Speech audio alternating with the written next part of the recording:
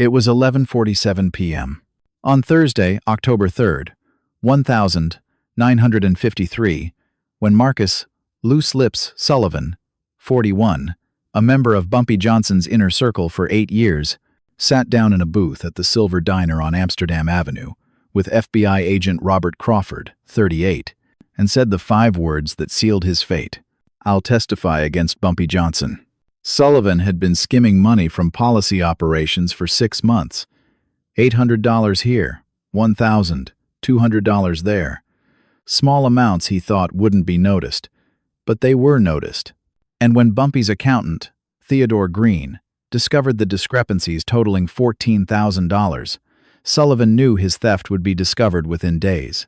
The FBI had approached Sullivan 2 weeks earlier, offering him a way out: testify against Bumpy Johnson regarding policy operations, racketeering, and connections to organized crime. In exchange, $5,000 cash, relocation to California under witness protection, and immunity from prosecution for his theft. Sullivan thought it was the perfect escape. He'd avoid Bumpy's punishment, get paid, start fresh in Los Angeles. What could go wrong? According to FBI documents obtained through FOIA requests, Agent Crawford recorded Sullivan's cooperation agreement at 11:52 p.m. on October 3rd, 1953. The testimony was scheduled for October 12th, 9 days away. Sullivan had 9 days to stay hidden, stay safe, and wait for the FBI to relocate him. He lasted 72 hours.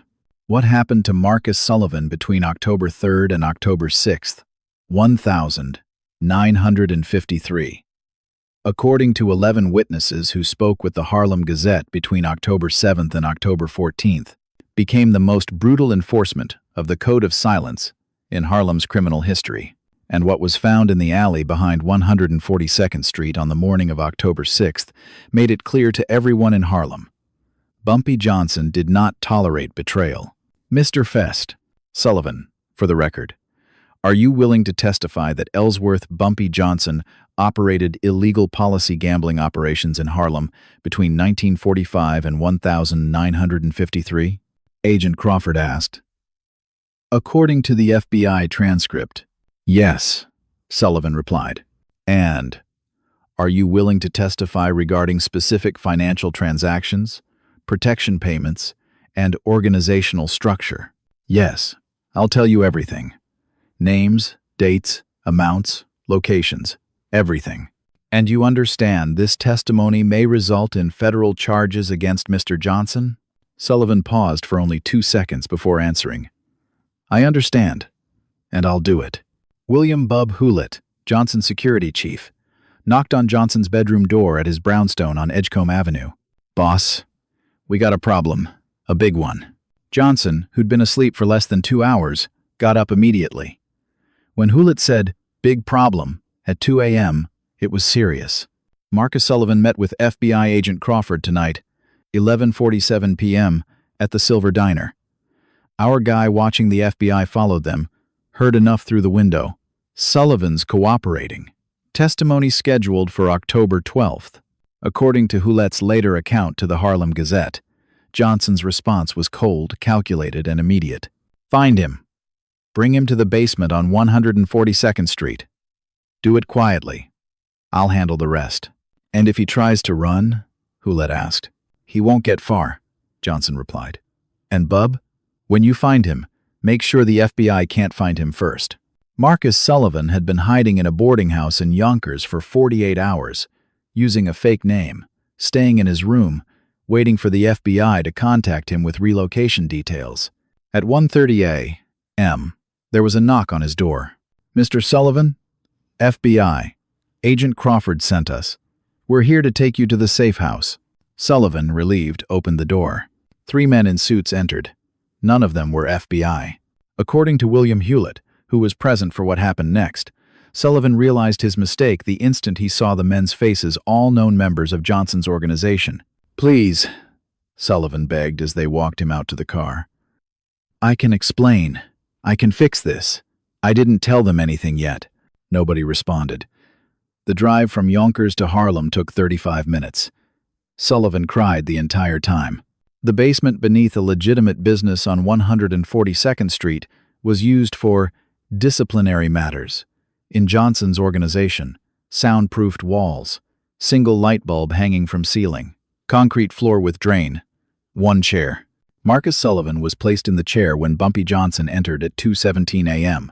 According to 3 witnesses who were present, Houellette, Theodore Green, attorney, and one associate who spoke anonymously to the Gazette, what happened over the next 3 hours was methodical, calculated, and designed to send a message that would echo through Harlem for decades.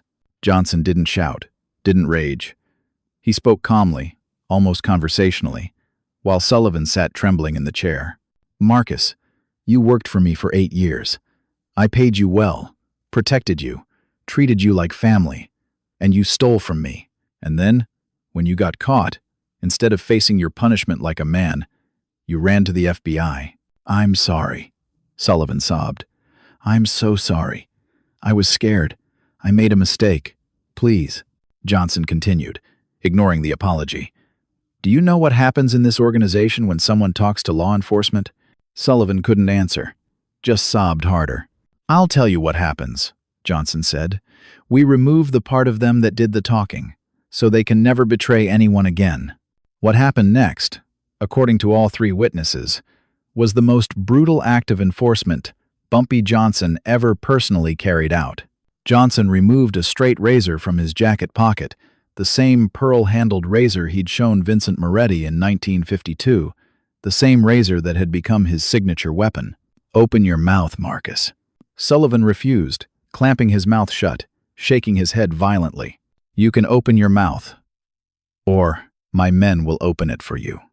Your choice." 2 associates held Sullivan's head, forced his jaw open, held his tongue with pliers.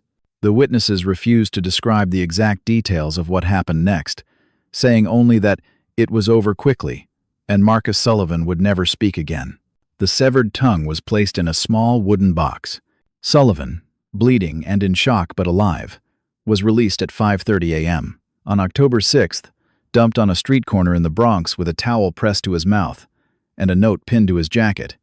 He talked too much. At 8:15 a.m. on October 6th, 1953, a sanitation worker found a small wooden box in the alley behind 142nd Street in Harlem. Inside the box, Marcus Sullivan's tongue, preserved in alcohol, with a note attached. "Loose lips sink ships." The sanitation worker immediately called the police. The discovery made front-page news in both the Harlem Gazette and the Amsterdam News. Marcus Sullivan, found barely conscious at Bronx Lebanon Hospital at 7:45 a.m., survived the ordeal but never spoke coherently again. He never testified. The FBI's case collapsed. Sullivan was relocated to Arizona under witness protection, where he lived until his death in 1979, unable to speak above a whisper. Agent Robert Crawford told reporters on October 7th, "This is an act of extreme violence designed to intimidate witnesses. We will not be deterred." But they were deterred. For the next 15 years, not a single member of Bumpy Johnson's organization agreed to cooperate with federal authorities. The Sullivan case became known in FBI circles as the tongue incident, a reminder of what happened when you tried to flip someone in Bumpy's crew. After Marcus Sullivan, nobody in Harlem ever considered talking to the feds, says William Houellette in his interview with the Gazette in 1968. Bumpy didn't have to threaten people, didn't have to warn them. Everyone knew, you talk, you lose your tongue. It was that simple, and that effective. The Sullivan incident established the strongest code of silence in organized crime history. Between 1953 and 1968, Bumpy's death, federal authorities brought 17 cases against members of Johnson's organization. All 17 cases collapsed due to lack of witness cooperation. Bumpy Johnson created a culture of absolute loyalty through absolute consequences, says Dr. Marcus Thompson, organized crime historian. The Sullivan case wasn't just about punishing one betrayer. It was about ensuring no one would ever betray him again, and it worked perfectly. Today, more than 70 years later, the phrase, "loose lips sink ships," is still used in criminal organizations as a warning. And in Harlem, Elderly residents still remember the story of Marcus Sullivan, the man who talked too much and lost his tongue. That was the price of betrayal in Bumpy Johnson's world. That was the message sent in October 1953. That was the lesson that kept everyone silent for 15 years. Some men rule through fear. Bumpy Johnson ruled through certainty, the absolute certainty that betrayal would be punished swiftly, brutally, and permanently. Marcus Sullivan learned that lesson at 2:15 a.m. on October 6, 1953, in a basement on 142nd Street. And everyone in Harlem learned it at 8:15 a.m., when the tongue was found in the alley.